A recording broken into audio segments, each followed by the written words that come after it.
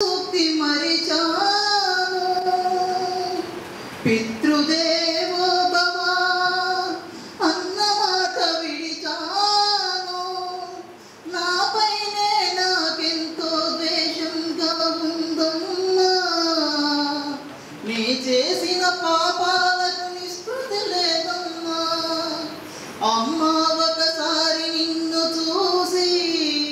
చనిపోవాలని ఉన్నది నాన్నని ఒక్కసారి తలకి కనుమూయాలని ఉన్నది అమ్మా నాన్న అమ్మా నాన్న అమ్మా నీ కలలే నా కంటి పాపవైనవని నీ ప్రాణం పణం పెట్టి నాకు పురుడు పోషావని నీ నెత్తుటి ముద్దయన అందమైన దేహమని బిడ్డ బతుకు దీపానికి తల్లి పాల చమురని